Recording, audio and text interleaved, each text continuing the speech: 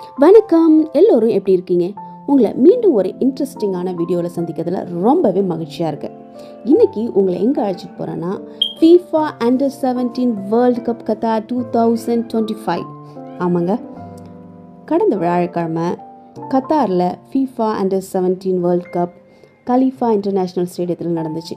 ரொம்ப மகிழ்ச்சியாக ஃபேமிலியோடு கிளம்பிட்டோம். இதில் தம்பியும் அழைச்சிட்டு போனோம். அதனால் ரொம்ப ஸ்பெஷலான ஒரு டேன்னு சொல்லலாம். அது 2025 FIFA வேர்ல்டு கப்பை அப்படியே எங்களுக்கு ஒவ்வொரு நிமிஷமும் ஞாபகப்படுத்தினது. அந்த அளவுக்கு ஒரு வைப் கொடுச்சுன்னு சொல்லலாம். அதே மாதிரியே மெட்ரோவுக்கு போனோம். மெட்ரோலேருந்து அங்கே கலீஃபா ஸ்டேடியம், மெட்ரோ இறங்கினோடனே ஸ்டேடியம், அதனால் மெட்ரோவில் போனோம். வேர்ல்டு கப் முழுக்க 2022 எல்லாம் மெட்ரோ தான் அக்சஸ் பண்ணோம். ஏன்னா 1 மந்த் ஹாலிடே.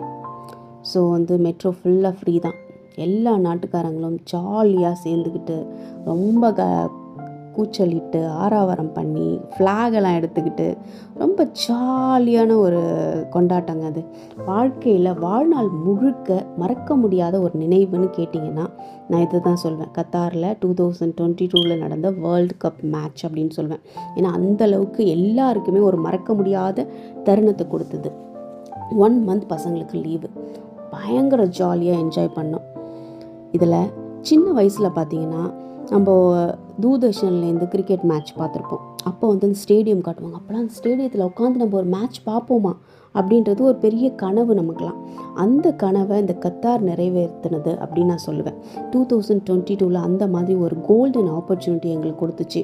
நாங்கள் அந்த மாதிரி ஒரு பெரிய பிரம்மாண்டமான ஸ்டேடியத்தில் உட்காந்து லைவாக ஃபுட்பால் மேட்சை பார்க்குறதுக்கு ஒரு ஆப்பர்ச்சுனிட்டி கிடச்சிது. அதுக்காக கடவுளுக்கு நன்றி சொல்லணும். அந்த அளவுக்கு ஒரு பெரிய, அது சாதாரண விஷயமே கிடையாது. 1 மந்த் அவ்வளோ ஒரு விழா கோலம், ஆட்டம் பாட்டம் கொண்டாட்டம், அங்கங்கேயும் ஃபேன் ஷோ அப்படின்லாம் வச்சு சூப்பராக பயங்கரமாக பிரம்மாண்டமாக ஹோஸ்ட் பண்ணியிருந்தாங்க. ஸோ அந்த மாதிரி கத்தார் மாதிரி ஒரு சிறப்பாக மற்ற நாடுகள் பண்ணியிருக்குமா அப்படின்றது ஒரு கேள்விக்குறி தான். அந்தளவுக்கு அவ்வளோ ஒரு சிறப்பான கொண்டாட்டமாக இருந்துச்சு. அது எங்களுக்கு கிடச்சது ஒரு பெரிய சந்தோஷம், ஒரு பெரிய பாக்கியம். அதே மாதிரி Under 17 வேர்ல்டு கப் கத்தாரில் நடந்தது. இதுலேயும் போய் எங்களால் ஃபைனல் மேட்ச்சில் நாங்கள் போய் பார்க்குறதுக்கான ஆப்பர்ச்சுனிட்டி கிடச்சிது. அதுவும் தம்பியை வச்சுட்டு எப்படி போகிறதுன்னு சொல்லிட்டு நாங்கள் நிறைய டிக்கெட் போடல. ஆனால் ஃபைனல் மேட்ச் எப்படியாவது போகணுன்னு சொல்லிட்டு ஃப்ரெண்ட்ஸோடு சேர்ந்து போனோம். டிக்கெட் போட்டிருந்தாங்க, போய்ட்டு. ஆனால் தம்பி எப்படிடா வச்சுட்டு பார்க்குறது அப்படின்ற ஒரு மைண்டில் ஓடிட்டே இருந்துச்சு. அவன் மேட்ச் ஃபுல்லாக இருப்பானா அப்படின்னு. ஆனால் கடவுள் கிருபையால் மேட்ச் ஃபுல்லாக அமைதியாக உட்காந்து பார்த்து எங்களுக்கு சப்போர்ட் பண்ணார். நாங்கள் எல்லாம் என்ஜாய் பண்ணி மேட்ச்சை பார்த்தோம். அதேமாதிரி ஒவ்வொரு தருணமுமே அந்த 2022 மேட்ச், வேர்ல்டு கப் மேட்சை ரிமைண்ட் பண்ணிக்கிட்டே இருந்தது. அந்த மெட்ரோவில் வர்றபோதும் நாங்கள் மெட்ரோவில் இறங்கினோடனே அந்த வாலண்டியர்ஸ்லாம் metro this way, metro that வேன்னு கத்துறதெல்லாம் அதெல்லாம் ரொம்ப ஜாலியாக ஒரு ஃபன்னாக இருந்துச்சு. அதெல்லாம் ஒரு இடத்துலையும் நாங்கள் சொல்லி பேசிக்கிட்டே வந்தோம். அப்போ இது நடந்துச்சுல்ல, இங்கே எது இருந்துச்சுல்ல, அது இருந்துச்சுன்னு சொல்லிட்டு பேசி ரொம்ப சந்தோஷப்பட்டுட்டு வந்தோம். அதை ரீகால் திரும்ப அசை போட்டுக்கிட்டே வந்தது ரொம்பவே சந்தோஷமாக இருந்துச்சு. இங்கே என்ன மேட்ச்னு பார்த்தீங்கன்னா, நாங்கள் இந்த ஃபைனல் மேட்ச்சில் தான் வந்தோம். ஆஸ்ட்ரியா ப்ளஸ் போர்ச்சுகல், அதோட மேட்ச் தான் நடந்துச்சு. ரொம்ப சூப்பராக இருந்தது. பெரிய ஸ்டேடியம். நாங்கள் FIFA டைமில் இந்த ஸ்டேடியத்தில் நடந்த மேட்ச் பார்க்கல. அதனால் இந்த ஸ்டேடியத்தை முதல் முறையாக பார்க்குறதுக்கான ஒரு வாய்ப்பு கிடச்சிச்சு.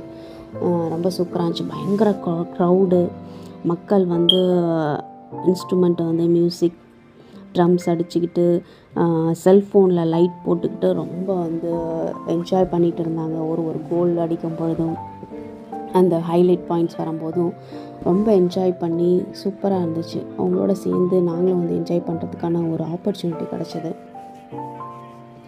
இதில் பார்த்திங்கன்னா இந்த மேட்ச்சில் வின் பண்ணது போர்ச்சுகல் 1-0 என்ற கோல் கணக்கில் வின் பண்ணாங்க. ஆஸ்ட்ரியா செகண்ட் ப்ளேஸ் போனாங்க. 3வது இடம் பார்த்திங்கன்னா இட்டாலி பிரேசிலை பெனால்ட்டி ஷூட்டில் அவுட் பண்ணி 3வது இடத்துக்கு வந்தாங்க. ரொம்ப சூப்பராக இருந்துச்சு. இந்த உலகக்கோப்பையில் பார்த்திங்கன்னா கத்தாருக்கு உலகக்கோப்பையை தொடர்ந்து 5 வருஷத்துக்கு நடத்துவதற்கான உரிமை கிடச்சிருக்கு. 2025லேருந்து 2029 வரைக்கும் இவங்க எடுத்து ஹோஸ்ட் பண்ண போகிறாங்க. செம்ம சூப்பராக இருக்கும். ஒரு 29 வரைக்கும் நாங்கள் என்ஜாய் பண்ண போகிறோம்.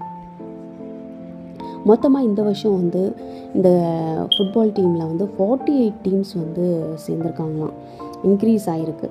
இதில் கோல்டு பால் அவார்ட் வாங்கினது மைட், போர்ச்சுகலோட வீரர்.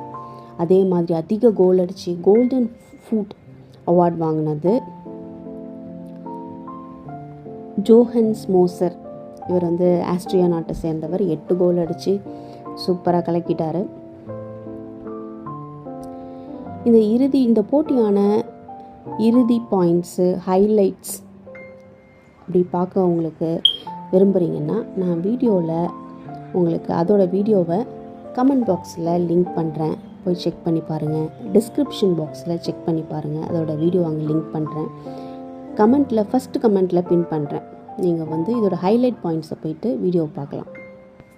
இந்த வீடியோ உங்களுக்கு பிடிச்சிருந்தால் லைக் பண்ணுங்கள், உங்கள் ஃப்ரெண்ட்ஸ் அண்ட் ஃபேமிலிக்கு ஷேர் பண்ணுங்கள். மீண்டும் இது போல் ஒரு இன்ட்ரெஸ்டிங்கான வீடியோவில் சந்திக்கிறேன். Until bye bye.